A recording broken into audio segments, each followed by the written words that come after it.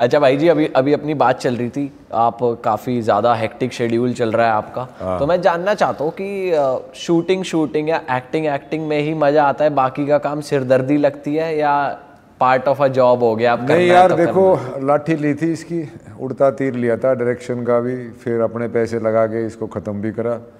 तो एक्टिंग का तो मेरे को खैर शौक़ है ही, तो वो तो मैं दिलो जान से करता हूँ। पर फिर जब ये ऐसा ऊँट इस करवट बैठा कि डायरेक्शन का भी मेरे हाथ में आ गया, तो हर एक चीज़ पहले भैया ये देखो, मैंने सेट पे काम तो बहुत किया हुआ है और आदमी समझता है जनरली मूवीज़ में क्या होता है, पर जब करने लगे ना तो क्लरिकल जॉब निकली। अच्छा। पहले तो डायरेक्शन, हाँ ये इसमें क्या लगेगा, इस सीन में क्या क्या लगेगा, कॉस्ट्यूम वाला क्या पहनेगा, ये वाला क्या होने, मैं कहा यार वो तो सबसे बड़ी सरदर्दी थी। फिर धीरे धीरे शूट पे पहुँचे। अभी क्या है, अभी शूट पे इतने लोग आते हैं, पहले 4 घंटे वो सब अपनी अपनी पिक्चर बनाते हैं, फिर उनको थोड़ा रोकना पड़ता है, राइट यहाँ रखो, ये करो, फिर वो जा टाड़ी पे आनी पड़ती है थोड़ी सी। आप तो हड़का देते हो।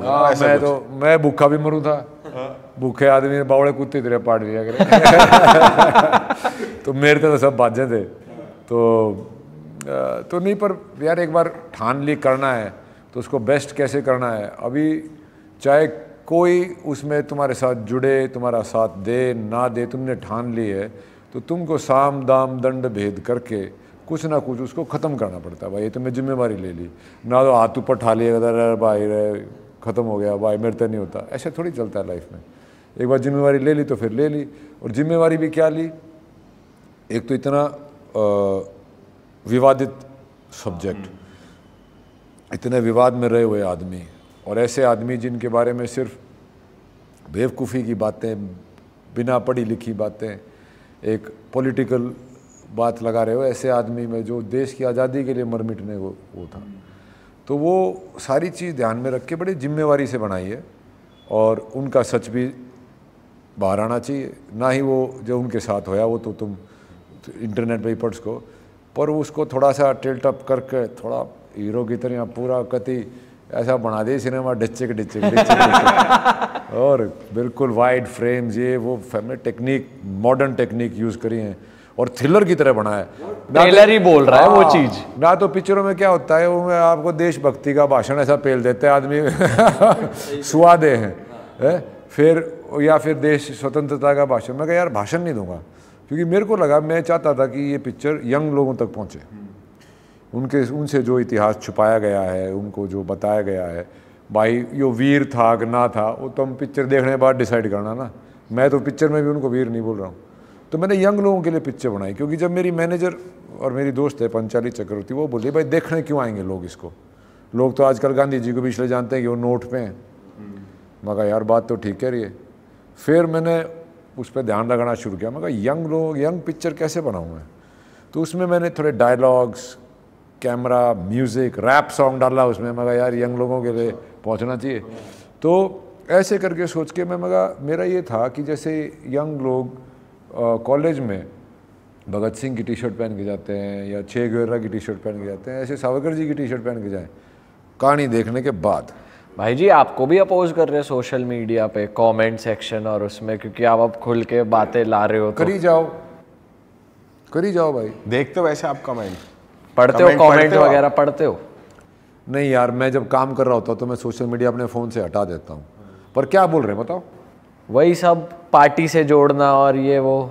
हाँ, तो अगर मैं वही पूछा, मैं नेहरू जी पे पिक्चर बनाता और जैसा मैं कलाकार हूँ उतनी शिद्दत से बनाता तो फिर मुझे दूसरा पार्टी के जोड़ देते। हाँ, ये तो वही है भाई। देखो एक पक्ष ने दूसरे पक्ष की खिलाफत करनी है, करी जाओ।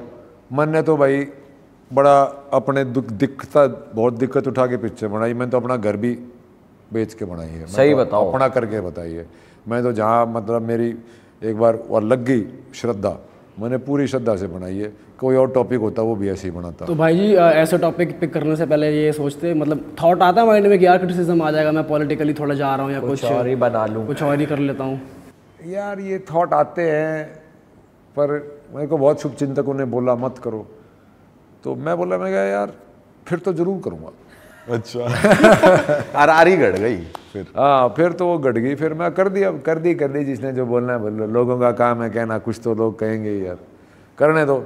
भाई जी, लेकिन आप इतने सालों से इंडस्ट्री में हो, आपने देखा है कि कई बार जब प्रोड्यूसर के नुकसान होते हैं, आप एज एन एक्टर काम कर रहे हो, अपना काम करा, पैसा आया, ठीक है, पर यहाँ पर इतना रिस्क लेने का आपको मन क्यों करा इस पर्टिकुलर सब्जेक्ट के साथ कि भाई अपना घर तक दाव पे लगा दूंगा पर ये पिक्चर आनी चाहिए? क्योंकि यार मैंने ना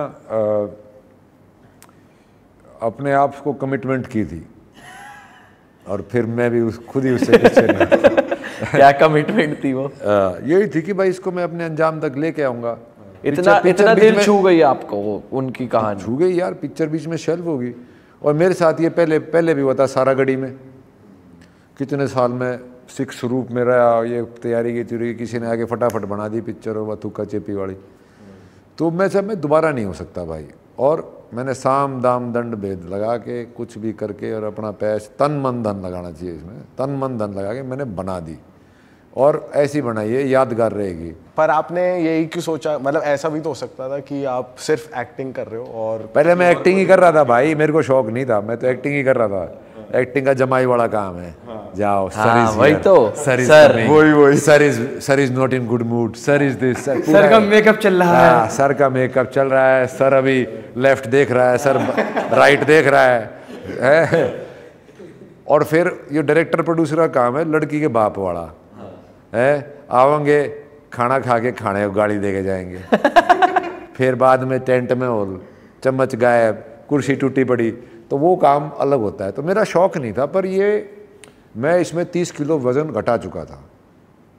मैं 92 किलो का था, इंस्पेक्टर अविनाश करा था मैंने जियो में, तो मैं उसमें था। तो उसको मैं घटा चुका था वजन। ये बोले भाई इस तारीख को शुरू करेंगे, इन्हें स्क्रिप्ट बनाई नहीं उसकी ढंग की। तो मैंने इतनी पढ़ाई कर ली थी एज एन एक्टर, उसमें मैंने वो स्क्रिप्ट लिख दी, उत्कर्ष नैथनी मेरा राइटर है। फिर बोला ही नहीं, फिर उनके आपस में बयान की बात हुई, मेरी तरफ बंदूक आई, भाई तू कर ले डायरेक्ट। फिर मैं सोचा बैठ के, मैं इस सब्जेक्ट के बारे में मेरे से ज़्यादा तो ये नहीं जानते।